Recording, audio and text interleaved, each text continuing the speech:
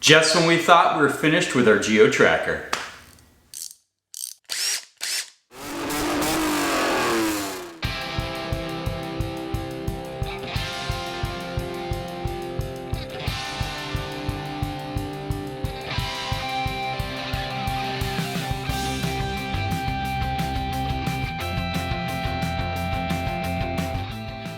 Welcome back to the Auto Obscure Garage. Chadwick with you again for another installment of Project Back on Track. That's our 95 Geo Tracker that you see behind me. We're not done. It wanted to generate more content for us, so we're here for it.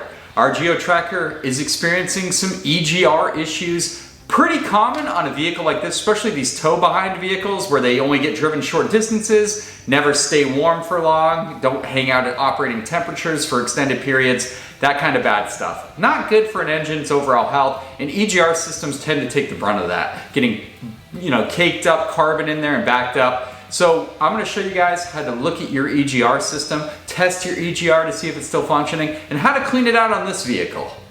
Let's get in the garage, get a little dirty. Now, when I say the EGR system was gnarly on this truck, I wasn't kidding. As you can see here on the actual intake manifold part of the truck, you can see all this carbon jamming the airways there. That's not good for anybody. I mean, there's still a little air getting through there. It wasn't complete failure or complete blockage, but it was pretty dang thick.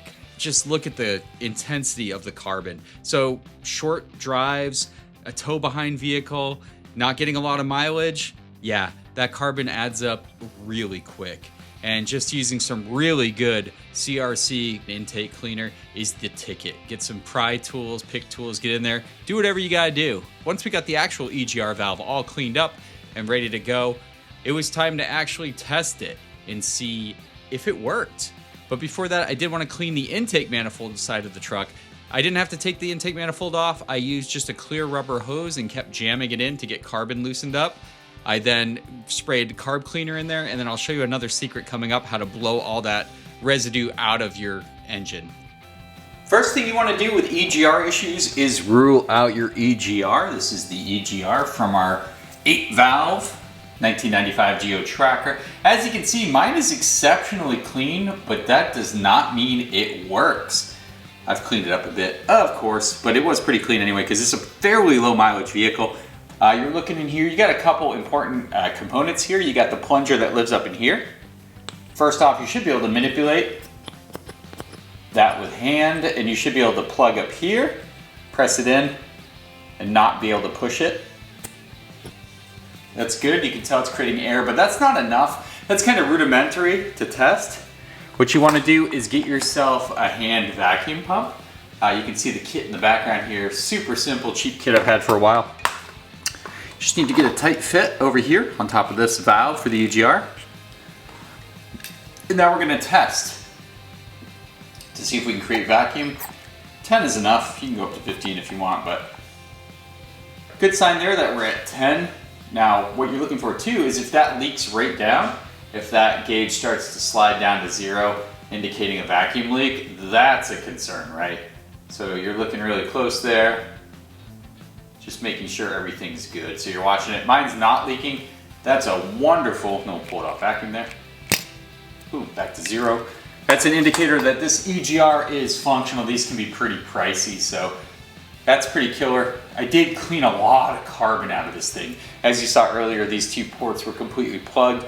I got in there with a pick. Now, if you don't have a really good fine pick kit, I use some old brake hardware, some brake kit hardware. Just get in there and get obsessive with picking out all the little pieces of carbon, especially around the valve and the seat in there so it can still seal completely. Also, they've gum open. You'll get a lot of carbon in there and it will keep it from shutting completely. At least our expensive, getting harder to source EGR valve is fully operational. Throttle body and air intake cleaner is what you want to use. You can use just about anything to clean this out, but this is for the job. Did a great job. That's awesome. So we cleaned this out really good. I did soak it a little bit, get some carbon deposits out that way too. So clean your EGR, use this stuff, use the little picks and have fun with it. Use the vacuum pressure gauge to make sure you're good. And I sourced a new gasket. You can find these readily online. I think I get this on Amazon. So there's the Felpro number. For this particular vehicle, this is the 8-valve. Pay attention because the EGRs are different. And if you have a California one, you do have this little thermal valve A little sensor here, I can't remember, it's thermal sensor or something, and it goes to another connector in the vehicle. You won't see this on a lot of vehicles. It's kind of a California smog compliant and other state smog compliant thing, so that's a little different. Keep it in mind when you're EGR shopping. There are so many different ones, so cool.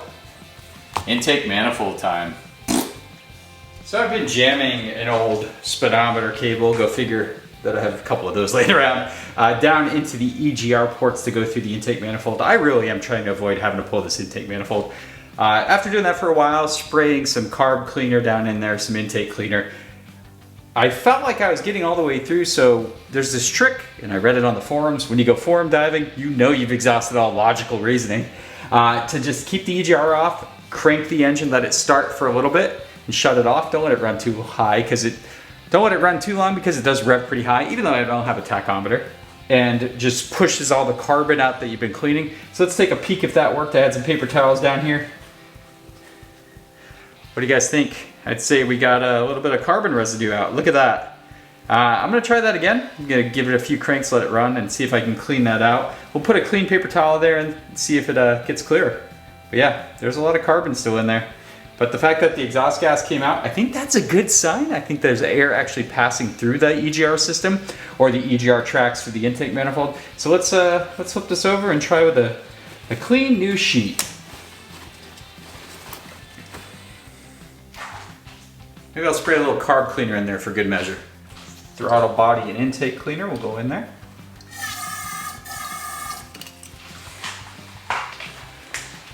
Like I said, I've been using a speedometer cable and some clear hosing. The clear hosing is kind of nice because I made a little 40-degree or 45-degree angle on it. This left port is the big one. It's the exhaust port that backs up, so try to jam that in as far as we can. See if there's any blockage. I don't know how far it should go. Probably should measure that just for the forums. Okay, pull it out. Oh, you can see there's all kinds of nasty in there still. We angered it. Set up our paper towel. Now we're gonna let it run just for probably like 5 seconds.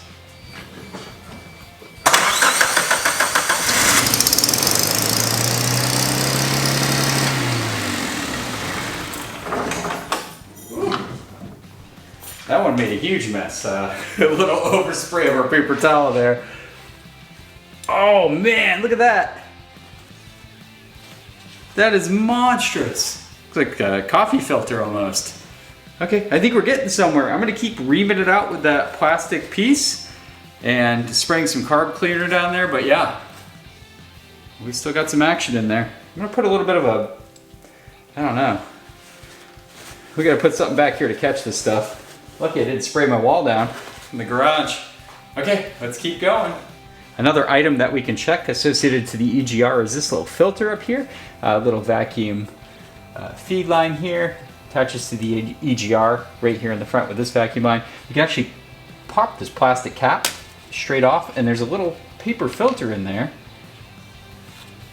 You can actually pull up.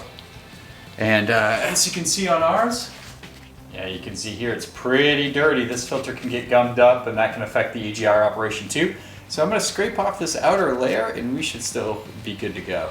Let me clean this up. I'm sure you can replace these, but in a pinch, let's just clean it up and see what we can do. I scraped off a little bit of the top layer there. It does look a lot better. I was able to breathe through it, so the air still passes through, just to make sure that isn't gumming up anything. It probably isn't. Our EGR system's pretty dirty, but just a little bonus. We can put it back in there and put the cap back on.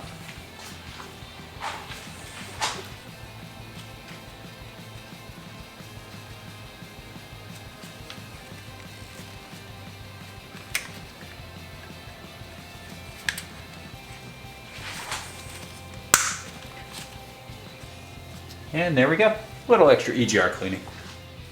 And we've got our EGR valve all cleaned up, ready to go back in the truck.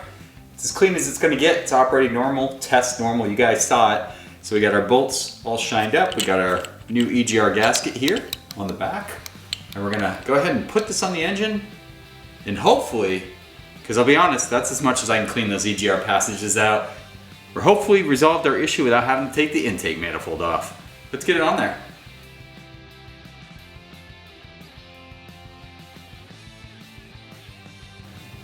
We've got one more hose here on the top to connect. And I believe it goes like this.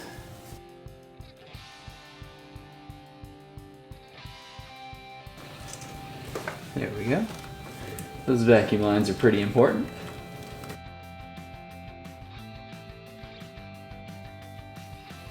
And that's it. It's as easy as it is to put the EGR back on there, make sure all your vacuum lines are connected or you'll have some issues obviously there.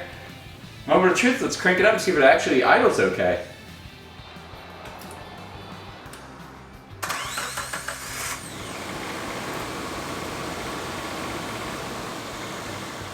Get a little bit of a wobble to her, but not too bad. Feels a lot better than before.